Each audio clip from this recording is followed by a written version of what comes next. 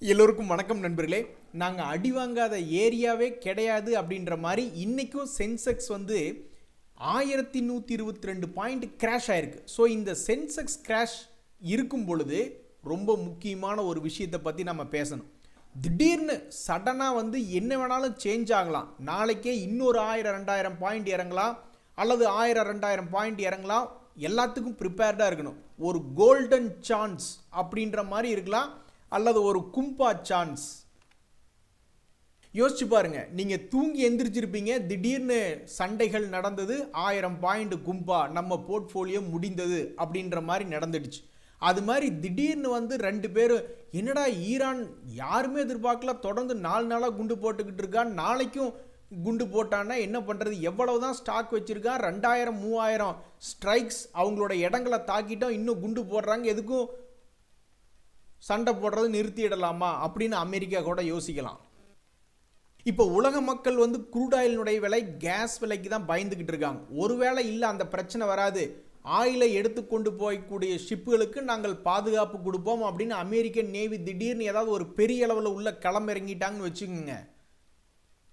அல்லது ஈரானுக்கு ஒரு பய ஆதரவு இல்லை, திடீர்னு ஏதாவது ஒரு 4-5 நாடுகள் வந்து ஓப்பனாக சரி நாங்கள் ஆதரவு தர்றோம் பார்த்துக்கிடலாம் அப்படின்னு ஏதாவது அப்படி ஒரு குரூப் இறங்கிடுச்சு, வேர்ல்டு வார் 3 வரைக்கும் ஏதாவது பிரச்சனை கொண்டு போயிட்டாங்க. ஸோ மார்க்கெட்டில் நியூஸ் இருக்குது, 1000-2000 பாயிண்ட்டுகள் ஏறி இறங்கக்கூடிய சாதகமான சில விஷயங்கள் இருக்கும்போது, இங்கே பாருங்கள், ஒரு நண்பர் வந்து ஆப்ஷன் ட்ரேடிங் பண்ணுறவங்க எப்படி என்ஜாய் பண்ணுறாங்க, அதே சமயம் எப்படி லாஸ் பண்ணுறாங்க அப்படின்றது பாருங்கள். இன்னைக்கு ஒரு நாள் ஒரே நாளில் வந்து 4.5 லட்ச ரூபா லாஸ் ஆயிடுச்சுங்க. எல்லாத்துக்கும் காரணம் இந்த சென்செக்ஸ் கிராஷ் ஆனதும் ஒரு காரணம் தான். அதாவது இவருக்கு ஒரு கட்டத்தில் வந்து ஆப்ஷன் ட்ரேடிங்கில் வந்து ஒரு பொசிஷன் எடுத்து வச்சிருக்காரு, ஒரு ஹையஸ்ட் ரேட்டு செல்லிங்க்கு போட்டு வச்சிருக்காரு.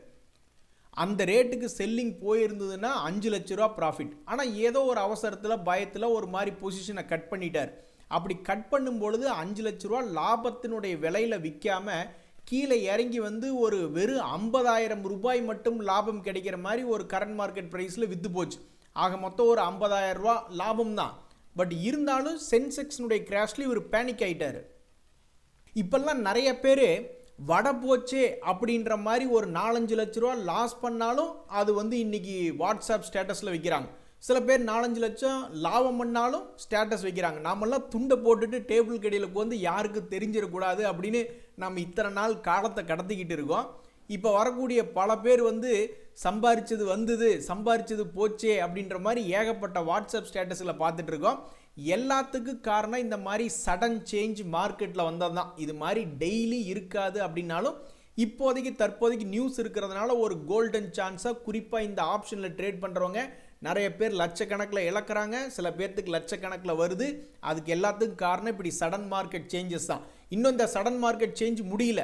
இந்த 4 பாயிண்டில் ஏதாவது ஒரு பாயிண்ட் திடீர்னு நாளைக்கு நம்ம தூங்கி எந்திரிச்சு வரும்பொழுது நடந்தாலும் நம்மளுக்கு தெரியும். ஏங்க இன்னைக்கு யூரோப் மார்க்கெட் பார்த்தீங்கல்ல, எல்லாரும் ப்ளஸில் ட்ரேட் ஆகிட்டு இருக்காங்க. இதை நம்ம என்னென்னு எடுத்துக்கிறது, அமெரிக்கா வந்து உங்களுக்கு கேஸ் விலையை ஓரளவுக்கு கட்டுப்படுத்திடும், அவங்க நேவி மூலிமா பாதுகாப்பு கொடுக்குறாங்க, கேஸ் விலை க்ரூட் ஆயில் விலையெல்லாம் குறைஞ்சிரும் அப்படின்ற மாதிரி எடுத்துக்கிறதா, இல்லை அவங்க ரஷ்யா கூட மறுபடியும் பிஸ்னஸ் பண்ண போகிறாங்கன்னு எடுத்துக்கிறதா, அல்லது மார்க்கெட்டில் டெக்னிக்கலாக பை ஆன் டிப்ஸ் அல்லது ஷார்ட் கவரிங் அல்லது பார்கெயின் ஹண்டிங் அந்த மாதிரி ஏதாவது வந்திருக்கா, நம்ம என்னத்தை நினைக்கிறது. ஸோ சடனாக வந்து மார்க்கெட்டில் சேஞ்சஸ் நடந்துக்கிட்டே இருக்குது. அதுக்குண்டான நியூஸ் அப்படியே இருந்துக்கிட்டே இருக்கிறதுனால இந்த ஆப்ஷன் ட்ரேடிங் பண்ணுறவங்கெல்லாம் பெருசாக லாஸ் பண்ணுறாங்க அல்லது பெருசாக ப்ராஃபிட் எடுக்கிறாங்க. அதெல்லாம் கூட பரவாயில்ல, எல்லாம் இப்போ வாட்ஸ்அப்பில் ஸ்டேட்டஸ் வச்சுக்கிட்டு சுற்றிக்கிட்டு இருக்காங்க. டேய், நாங்கள் அந்த காலத்தில் காலேஜில் கேன்டீனுக்கு போய் ஒரு பொண்ணோட உட்காந்து பேசுகிறதுனா கூட பம்மி தலையில் கர்ச்சீஃப் போட்டு தாண்டா போய் உட்காந்து சாப்பிடுவோம். ஆனால் இப்போல்லாம் அசால்ட்டு பண்ணுறீங்களாடா 2K கிட்ஸ் அப்படின்ற மாதிரி. நண்பர்கள் இங்கே பாருங்கள், இந்த குஜராத் கேஸ் இது நீங்கள் என்னென்னு எடுத்துக்குவீங்க. இன்றைக்கி இந்த குஜராத் கேஸ் லிமிட்டெட்லாம் பார்த்தீங்கன்னா க்ளோசிங் டைமில் 2.5% ப்ளஸில் வந்திருக்கான். அப்போ ஏதோ ஒரு காரணம் நம்மளுக்கு தெரியாமல் நம்ம யோசிக்கலாம், இத்தனை காரணங்கள் சடன் சேஞ்ச் மார்க்கெட்டில் கொண்டு வருமோன்னு. நம்மளுக்கு தெரியாத ஒரு நியூஸ்கள் அப்படின்றது கூட கொண்டு வந்துட்டு சடன் சேஞ்ச் பண்ணுவான். ஆக மொத்தம் சடன் சேஞ்ச் என்பது இந்த மாதிரி நியூஸ் இருக்கக்கூடிய நேரத்தில் இருக்கும். அது என்ன நியூஸ்னு நம்மளுக்கு தெரியாமல் இருக்கலாம், ஆனால் சடன் சேஞ்ச் மேலேயோ கீழேயோ கொண்டு வருவோம் அப்படின்றது பெரும்பாலும் எல்லா பேர்த்துக்கும் தெரியும் தான்.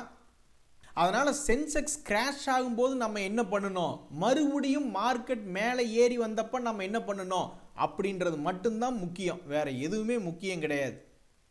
இன்னைக்கு பாருங்க, மானங்காத்த மாவீரன், மானங்காத்த மகராசா அப்படின்ற மாதிரி எல்லாருமே ரெட்டு, ஒரே ஒருத்த மட்டும் கிரீன். அது யாருன்னா நம்ம நிஃப்டி ஐடி இண்டெக்ஸ் சிங்க குட்டி. இன்னைக்கு வந்து பார்த்தீங்கன்னா இன்ஃபோசிஸை வச்சே பாசிட்டிவில் க்ளோஸ் ஆயிடுச்சு 0.11. ஒருத்தன் தான் இன்னைக்கு நம்ம மார்க்கெட்டில் மானத்தை காப்பாற்றிய ஒரு இண்டெக்ஸ். ஸோ ஷேர் மார்க்கெட்டில் நெஞ்சில் ஒரு விஷயத்தை பச்சை குத்தி வச்சுக்கோங்க நண்பர்களே. நீங்கள் எவ்வளவு ஷேர்ஸ் நீங்கள் ஆவரேஜுக்காக வாங்கினாலும் உங்கள் கையில் மறுபடியும் தொடர்ந்து பணம் என்பது சும்மா இருந்துக்கிட்டே இருக்கணும், இல்லைன்னா நீங்கள் ஜெயிக்கவே முடியாது. இந்த இன்ஃபோசிஸ் கூட பாருங்கள், உலகமே அழிஞ்சு போய் கிடக்கிற நேரத்தில் ஐடி பங்குகள் திடீர்னு சிலதெல்லாம் இன்றைக்கி மேலே ஏறி இருக்கு.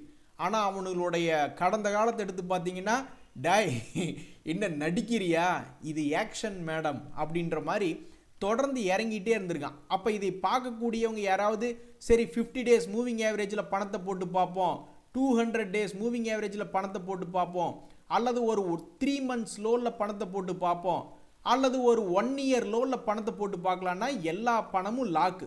ஆனால் கடைசியாக ஒரு பணம் போட்டு பார்த்துருக்காரு பார்த்தீங்களா 1 year லோ அப்படின்ட்டு. அந்த 1 year லோலிருந்து 3 நாட்களில் 10% ஏறி இருக்கு. ஸோ 4 அட்டம்ப்ட்டு கும்பா அட்டம்ப்ட்டு, ஆனால் 5வது அட்டம்ப்ட்டு 10% 3 நாட்களில் ஏறி இருக்கான். அப்புறம் மறுபடியும் கீழே இறங்கியிருக்கான். அப்புறம் அட்டம்ப்ட்டு தான். பணத்துக்கு மேலே பணம் இருந்தால் தான் ஜெயிக்க முடியும் அப்படின்றதுக்கு இந்த இன்ஃபோசிஸ் போன்ற பங்குகள்லாம் உதாரணம். ஸோ நீங்கள் வந்து நான் வந்து மார்க்கெட்டில் பணம் போட்டு வச்சுருக்கேன், ஆனால் இப்போ வரைக்கும் ஒன்றும் ஜெயிக்க முடியலனா அப்போ அந்த பணம் பத்தலை. நீங்கள் யோசிச்சு பாருங்கள், நீங்கள் ஒரு தொழிலதிபர் ஆகணும்னு முடிவு பண்ணிட்டீங்க, ஒரு ஹோட்டல் தொழிலை ஆரம்பிச்சிட்டீங்க, ஃபஸ்ட்டு ஒரு 1000 இட்லியை சுட்டு வைக்கிறீங்க, ஆனால் அது விற்கல, மறுபடியும் அடுத்த நாள் 1000 இட்லி சுட்டுத்தானே ஆகணும். ஸோ ட்ரேடிங் பண்ணி சம்பாதிக்கக்கூடிய தொழில் என்பது சின்ன தொழில் இல்லை. இதை நீங்கள் சாதாரணமாக எடை போடாதீங்க. இதுக்குள்ளே எத்தனை பணத்தை தூக்கி போட்டாலும் முழுங்கிக்கிட்டே இருக்கும். அப்புறம் ஏதாவது ஒரு அட்டம்ப்டில் தான் காப்பாற்றி விடணும். ஸோ எந்த ஒரு ஆழத்துக்கும் போயும் பணம் போட முடியும் அப்படின்றவங்கனால மட்டும்தான் ஜெயிக்க முடியும். அதனால தான் எஸ்ஐபி கான்செப்டில் மாதம் அல்லது ஒவ்வொரு வாரமும் பணம் போடக்கூடிய, சம்பளத்தை எடுத்தோமா பணத்தை போட்டோமான்ற அந்த கெப்பாசிட்டி இருக்கிறவங்கனால மட்டும்தான் ஜெயிக்க முடியுது. இதுவே ஒரு மாதம் சம்பளம் வாங்கி போன மாதமே நான் பல பேர்த்துக்கு கடன் கொடுக்க வேண்டியது இருக்குது அப்படின்னு பணத்தை பூரா கொடுத்துட்டு எஸ்ஐபி போடுறதுக்கு பணம் இல்லைன்னா அப்புறம் என்ன பண்ண முடியும்? ஜெயிக்கிறது ரொம்ப ரொம்ப கஷ்டம். அந்த இன்ஃபோசிஸ் வேண்டாம், அதோட உதாரணம் சரியில்லை. இந்த குஜராத் கேஸுக்கு போயிடும். இந்த குஜராத் கேஸ் வந்து என்ன, அவன் இறங்கி ஏறிட்டான் நிறைய தடவை. ஒரு முறை யாராவது மேலே ஒரு வேளை பிரேக் அவுட் ஆயிருமோன்னு பணம் போட்டு பார்த்துருப்பாங்க, இல்லை. அப்புறம் மறுபடியும் 50 டேஸ் மூவிங் ஆவரேஜில் போட்டு பார்த்துருப்பாங்க, இல்லை.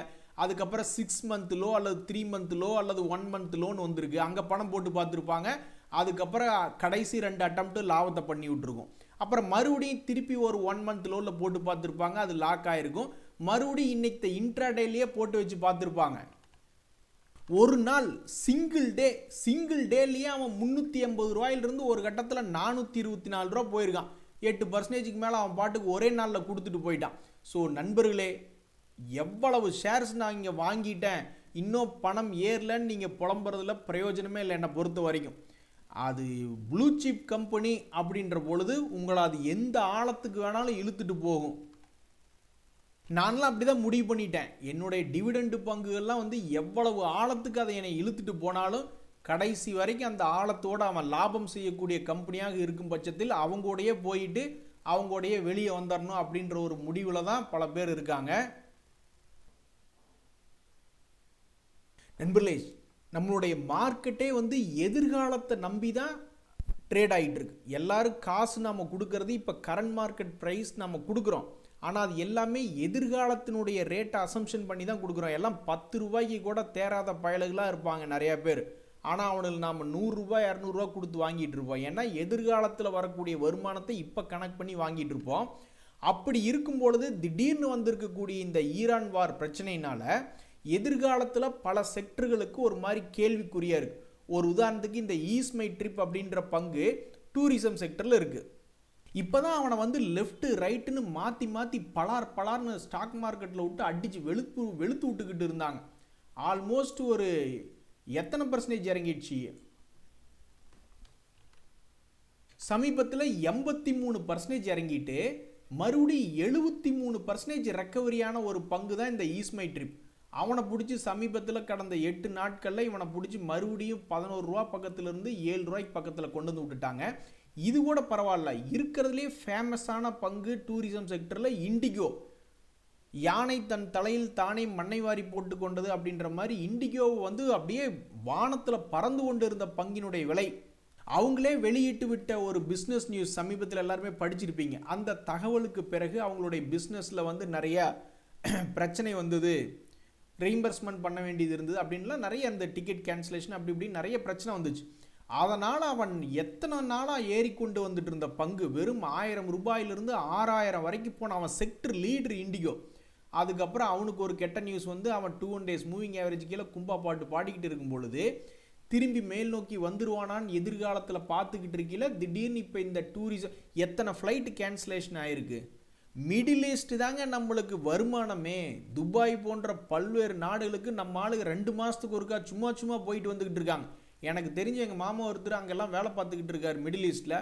மனுஷன் 2 மாதத்துக்கு ஒருக்கா வந்துருவாப்புல, எல்லா ஃபங்க்ஷனும் வந்து அட்டன் பண்ணிட்டு போயிடுவார். நம்ம இங்கே லோக்கலில் இருந்துட்டு போய் ஃபங்க்ஷன் அட்டன் பண்ண மாட்டோம். அந்த அளவுக்கு டூரிசம் ரிலேட்டடான செக்டர்லாம் நல்லா இருந்தது.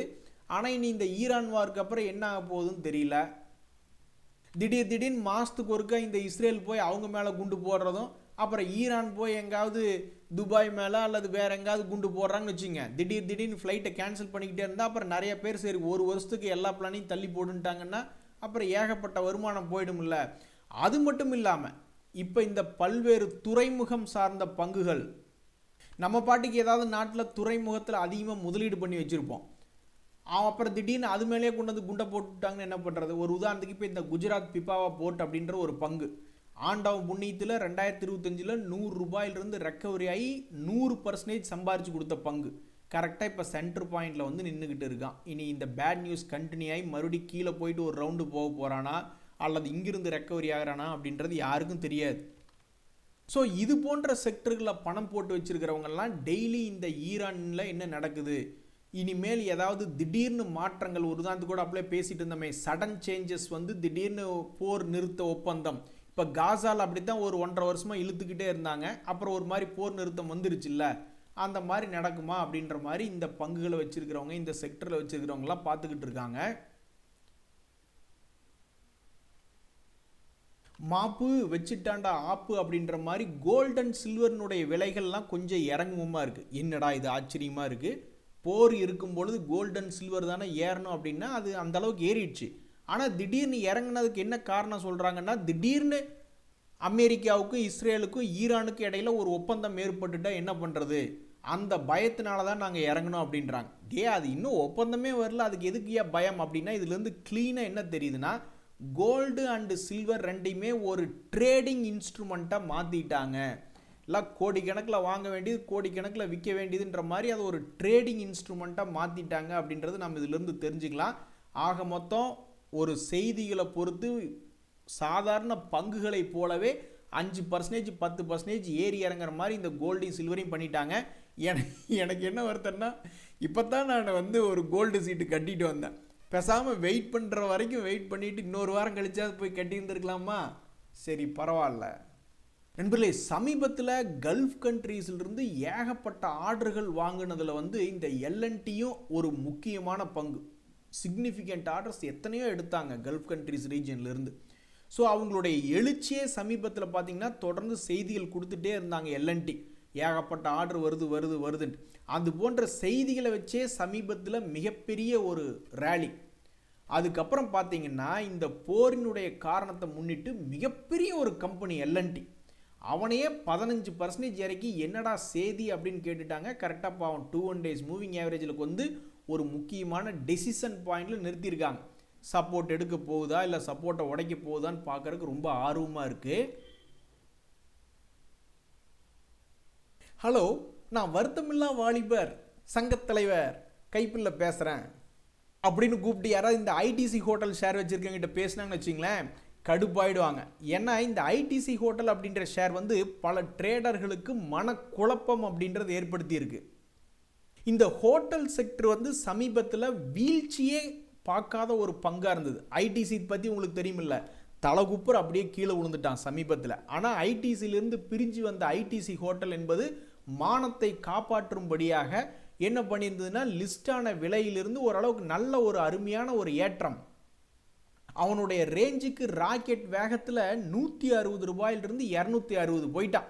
நிறைய பேர்த்துக்கு வந்து இந்த ஐடிசி சேரை வச்சுட்டு இருக்கிறதுக்கு கம்பெனி இந்த ஐடிசி ஹோட்டலை வச்சுருந்தா கூட சந்தோஷம் வருமே, அப்புறம் கேட்டால் 10 வருஷம் கழித்து ஐடிசியில் சந்தோஷம் வரும்னு சொல்லி என்ன பிரயோஜனம் அப்படின்லாம் நிறைய பேர் யோசிச்சுட்டு இருந்திருப்பாங்க. ஆனால் என்ன யார் கண் பட்டுதுன்னு தெரில. அப்புறம் ஐடிசி ஹோட்டலும் சேர்ந்து 2 பேரும் வேறு வேறு இடத்துல இருந்தால் தானே பிரச்சனை, 2 பேரும் கும்பா பாடுவோம் அப்படின்ட்டு ஐடிசி மாதிரியே இந்த ஐடிசி ஹோட்டலும் சரிவடைந்து விட்டது. அதற்கப்புறம் இப்போ பல்வேறு ட்ரேடர்களின் மனக்குழப்பம் என்னென்னா, இந்த பங்கினுடைய விலை நீ அடுத்த கட்டமாக எந்த பக்கம் நகரும். ஸ்மார்ட் மணி கான்செப்டில் கீழே போன வருஷத்தினுடைய லோ வந்ததுக்கப்புறம் ஸ்மார்ட் மணி கான்செப்டில் இங்கிருந்து மேலே ஏறுன்னு நினச்சி பார்க்குறதா, அல்லது இப்போ சமீபத்தில் ஹோட்டல் துறைக்கு பல்வேறு தகவல்கள் இந்த மாதிரி கொஞ்சம் சுமாராக இருக்கே, அப்புறம் ஏதாவது கீழே இறங்கிடுமா அப்படின்னு ஒரு மிகப்பெரிய ஒரு வால்டிலிட்டி, அதாவது 260 ரூபா எங்கே 160 ரூபா எங்கே, மிகப்பெரிய ஒரு ஏற்றம் இறக்கம் அப்படின்றதுல இந்த ஏற்றம் இறக்கம் அப்படியே திரும்பி ஏற போகிறதா, அல்லது இந்த இறக்கத்தை அப்படியே, அதாவது உங்களுக்கு புரிஞ்சதில்ல, ஸ்டாக் மார்க்கெட்டில் டெக்னிக்கல் அனலைசிஸில் வந்து ஒரு குறிப்பிட்ட ரேஞ்ச் என்பது பிரேக் அவுட் ஆனதுக்கப்புறம் மேலே போகக்கூடிய ரேஞ்சா, அல்லது அதே ரேஞ்சை அப்படியே திருப்பி குப்புற போட்டு எங்கேயாவது ஒரு 60 ரூபாய் நீ இது கொண்டு வச்சுட்டு என்ன பண்ணுறது அப்படின்னு பல ட்ரேடர்கள் பாவம் குழப்பமாக இருக்காங்க.